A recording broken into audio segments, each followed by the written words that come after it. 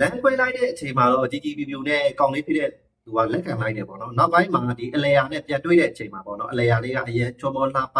တဲ့သူတယောက်ဖြစ်တဲ့ခါကျတော့ပြန်လည်ပြီးတော့ပိုင်ဆိုင်လိုချင်တဲ့စိတ်တွေသူဖြစ်လာတယ်အဲ့ဒီအချိန်ကျတော့ဒီအလေယာလေးတယောက်တည်းအခန်းထဲမှာရှိနေတဲ့အချိန်တော့ပေါ့နော်ဒီအခန်းထဲကိုသူဝင်ပြီးတော့အလေယာသွားပြီးတော့စီးရုံတာပေါ့နော်သူပြန်ချစ်ခွင့်ပေးဖို့အတွက်အဲ့ချိန်မှာအလေယာလည်းပြောတယ်ငါမှ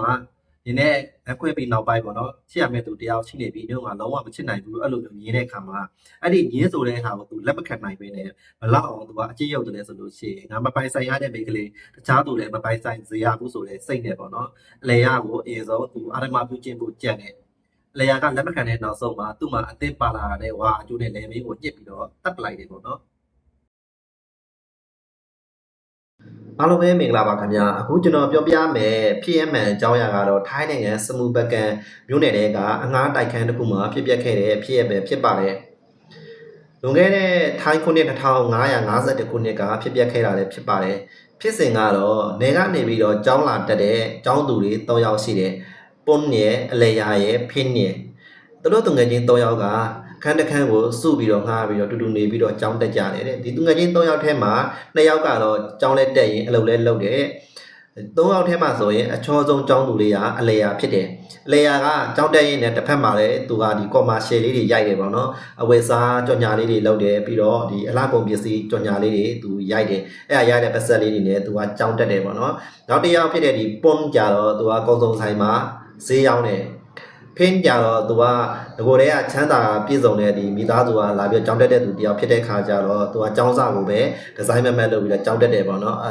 အချိန်ပိုင်းလုပ်တွေပါတွေထွက်လုပ်တာမျိုးသူကမရှိဘူးတဲ့ဒီနေ့မှာတော့ကျောင်းကတလားပိတ်တယ်ကျောင်းတလားပိတ်တဲ့ခါကျတော့ကျောင်းသားအသီးသီးကတော့ကိုယ့်အိမ်ကိုပြန်ကြတယ်ပေါ့နော်ဒီတငယ်ချင်း3ယောက်ကလည်းပွန်းနဲ့အလေယာကတော့အခန်းမှာပဲနေကြံခဲ့တယ်သူတို့2ယောက်ကဒီကျောင်းပွင့်တဲ့ခါကျတော့ချင်းကျောင်း30ရအောင်ပေါ့နော်အလုပ်ပဲလုပ်မယ်ပြီးတော့နေကြံခဲ့မယ်ဆိုပြီးတော့အခန်းမှာနေကြံခဲ့တယ်ဖင်းကတော့နေမှာရှိတဲ့သူ့အိမ်ကိုပြန်သွားတယ်ပေါ့နော်ဒီလိုနဲ့ကျောင်းဖွင့်ဖို့3ရက်လောက်အလိုလဲရောက်တော့ဖင်းကမြို့ကိုပြန်တက်လာတယ်ပေါ့နော်သူ့တငယ်ချင်းတွေရှိတဲ့အခန်းကိုသူပြန်လာတဲ့အခါမှာအခန်းတကာပိတ်လျက်ကိုသူတွေ့ရတယ်ပေါ့နော်ဒါနဲ့သူအခန်းဟိုပိတ်ဖို့ဆိုပြီးတော့သူ့ပါလာတဲ့အထုပ်တွေကိုအခန်းဝါနာရှာပြီးတော့အခန်းတကာကိုသူလက်ရုံပဲရှိလက်နဲ့လက်ရုံပဲရှိအခန်းကပွင့်သွားတော့ခတ်မထားဘူးအဲ့နဲ့လည်းဒီအခန်းထဲကိုသူဝင်ချင်းပေါ့တွေးလိုက်ရတာကတော့ပိုဟတ်တွေရောရင်ကောင်းတွေရောပြေးလွှားနေတာပေါ့နော်ပြီးတော့အပုံနဲ့တွေရောသူနှာခေါင်းထဲကိုရောက်လာအဲ့သူနှာခေါင်းပိတ်ပြီးတော့ပေါ့နော်ဟာဒီနှစ်ယောက်ကလည်းဘာတွေလောက်ထားလဲတော့မသိဘူးပေါ့နော်အခန်းတစ်ခန်းလုံးနဲ့ပွားပြီးတော့နန်းစော်နေတာပဲပေါ့နော်ပြောဆိုနေသူကအဲ့လိုအခန်းထဲကိုဝင်လာရင်းနဲ့အမှတွေးလိုက်ရတဲ့မြင်ကွင်းရဆိုလို့ရှိရင်တလို့အိတ်တဲ့အခန်းရဲ့အဝမှာဆိုလို့ရှိရင်တေဆုံးနေတဲ့ပုံးကိုတွေ့ရတယ်ပြီးတော့အိတ်အခန်းထဲကကတင်ရဲ့ချင်းမှာဆိုလို့ရှိရင်တေဆုံးနေတဲ့အလေယာကိုတွေ့ရတယ်သူတို့တေဆုံးပုံရဆိုလို့ရှိရင်3-4ရက်လောက်ရှိပြီလို့တော့ယူဆရတယ်ပေါ့နော်အပုံနဲ့နေရထွက်နေပြီအဲ့ဒီမြင်ကွင်းကိုမြင်လိုက်တာနဲ့ဖင်းကလည်းကြောက်လန့်တကြားအော်ရိပ်ပြီးတော့အခန်းပြင်ကိုပြန်ထွက်လာတယ်ပေါ့နော်အဲ့တော့ဘေးခန်းကလူတွေကလည်းဖင်းရဲ့အော်တန်ကိုကြားတဲ့အခါကျတော့ထွက်လာကြတယ်ဘာဖြစ်တာလဲပေါ့နော်အကျိုးကြောင့်မေးတဲ့အခါကျတော့ဖင်းကလည်းသူ့ငယ်ချင်းတွေ2ယောက်ကအခန်းထဲမှာတေဆုံးနေတဲ့အကြောင်းကိုပြောပြတယ်ပေါ့နော်အပုံနဲ့နေကိုတော့ဘေးခန်းကလူတွေလည်းရတယ်မျိုးပေါ်ကခန်းကားနေတဲ့သူတွေကတော့အားလုံးသိတဲ့အတိုင်းပဲပေါ့နော်ညအိတ်တဲ့အချိန်လောက်ပဲတော်တော်များများကအခန်းကိုပြန်လာကြတယ်ကျန်တဲ့အချိန်ဆိုလို့ရှိရင်ကိုအလုပ်ကိုစီနဲ့သွားလာနေတဲ့အခါကျတော့အခန်းတွေမှာအချိန်ပြည့်မရှိကြဘူးပေါ့နော်ဘေးခန်းကလူတွေပြောတာကတော့တရက်နေ့လောက်ရှိပြီပေါ့နော်အပုံနဲ့နေသူတို့ရနေတာအစာပိုင်းမှာတော့သူတို့ကတော့ဘီနာကြွက်တွေကြောင်တွေခွေးတွေတေးလို့လေးသိန်းလို့ပဲအခန်းထဲကိုအနံ့ဝင်လာလဲလို့ပဲထင်တာပေါ့နော်အဲ့လိုပြောကြတယ်ဒါနဲ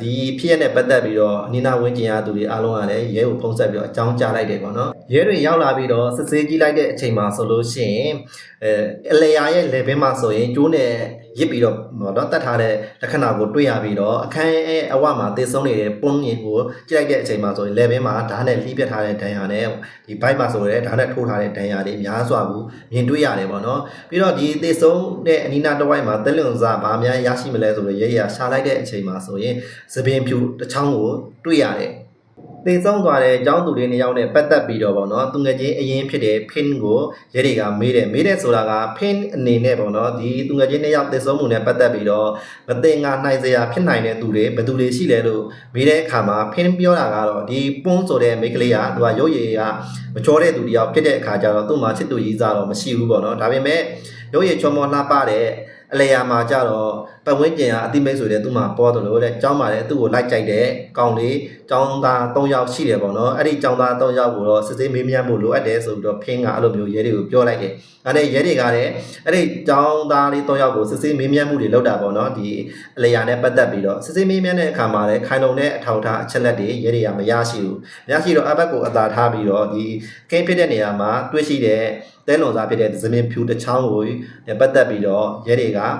ကဒီတိုက်ခန်းပိုင်ရှင်ဖြစ်တဲ့ဦးလေးကြီးကိုမတင်ငါဖြစ်သွားတယ်အဲ့ဒါနဲ့ပဲဒီတိုက်ခန်းပိုင်ရှင်ဦးလေးကြီးကိုခေါ်ယူစစ်ဆေးမေးမြန်းတာပေါ့နော်ပြီးတော့ဒီဦးလေးကြီးကဆိုလို့ရှိရင်သူငှားထားတဲ့တိုက်ခန်းတွေမှာရှိတဲ့ရေတွေမီးတွေကိုလည်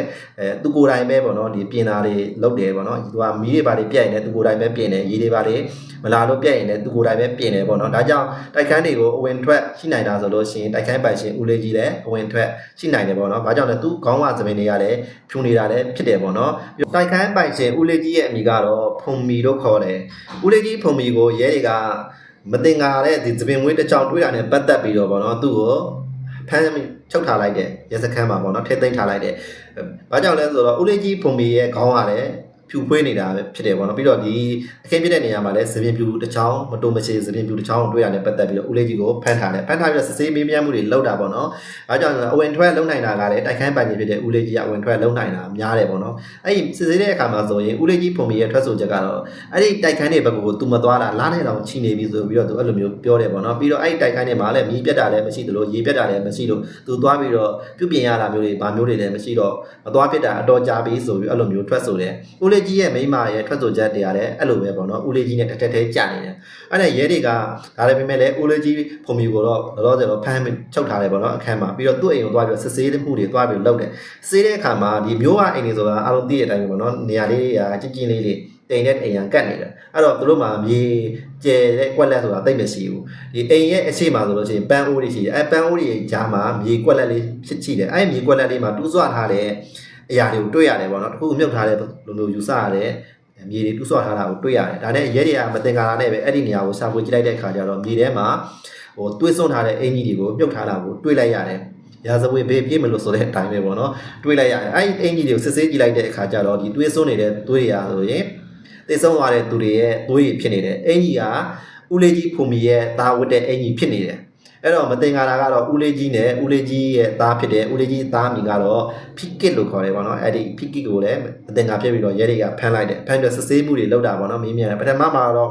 ့လုံးဝကိုသူတို့နဲ့မတီးဘူးမပတ်သက်ဘူးဆိုတော့အကြောက်ကညင်းဆန်တာပေါ့နော်ဒါပေမဲ့လည်းသပင်ဖြို DIA စစ်ဆေးကြည့်လိုက်တဲ့အခါကျတော့ဦးလေးကြီးရဲ့သပင်ဖြစ်နေတယ်ဒီအဝတ်စားကြပြန်တော့လည်းစစ်ဆေးကြည့်လိုက်တော့ဦးလေးကြီးရဲ့သားဖိကစ်ကဝတ်တဲ့အင်ကြီးတွေဖြစ်နေတယ်နောက်ဆုံးမှာတော့ရဲတွေကအထောက်အထားအချက်လက်ခိုင်ခိုင်မာမာရရှိသွားတဲ့အခါကျတော့ပေါ့နော်ဦးလေးကြီးဖုံမီတဲ့ဦးလေးကြီးရဲ့သားဖြစ်တဲ့ဖိကစ်တို့ကလည်းမငင်းတာတော့ဘဲနဲ့ဝန်ခံလိုက်တယ်ပေါ့နော်သားဖြစ်တဲ့သူရဲ့ဒီထွက်ဆိုချက်ကတော့အလေယာကိုသူအရင်ဆုံးတက်တာပေါ့နော်တက်ရတဲ့အဓိကအကြောင်းရင်းကလည်းအလေယာနဲ့သူနဲ့က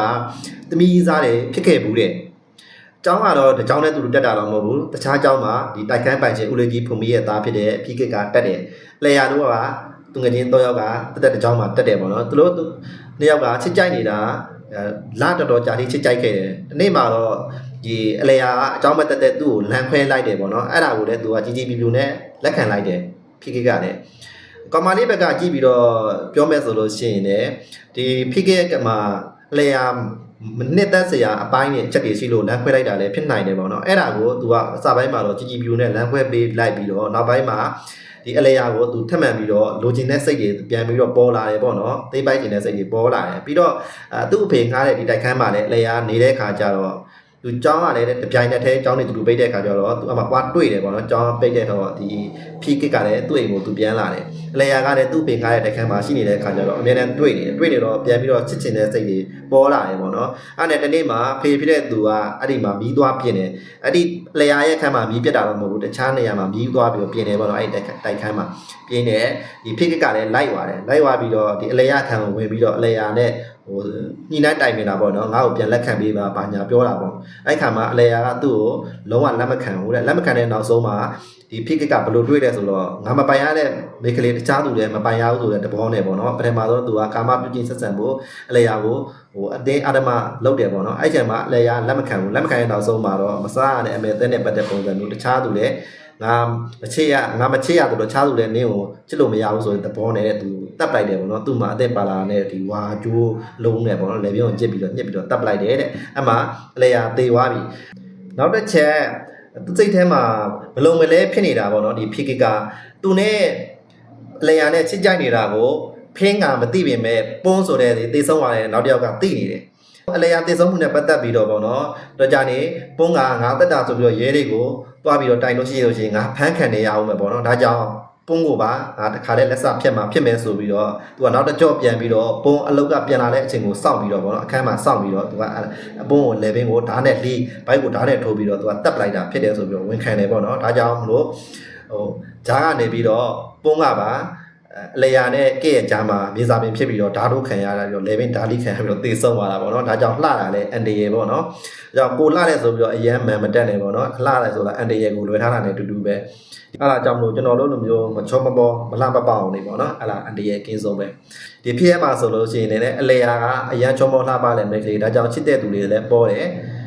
အဲ့ချစ်တဲ့သူတွေကပဲကောက်ချစ်တဲ့လူနဲ့တွေ့တဲ့အခါကျတော့ဂျားကမစီမဆိုင်ပုံးကပါမြေစာပင်ဖြစ်ပြီးတော့ဓာတ်နဲ့ထိုးခံရဓာတ်နဲ့လေပင်လီးခံရဖြစ်ပြီးတော့သေဆုံးသွားတယ်ပေါ့နော်နောက်ဆုံးတော့ပြစ်မှုထင်ရှားတဲ့အတွက်ကြောင့်မလို့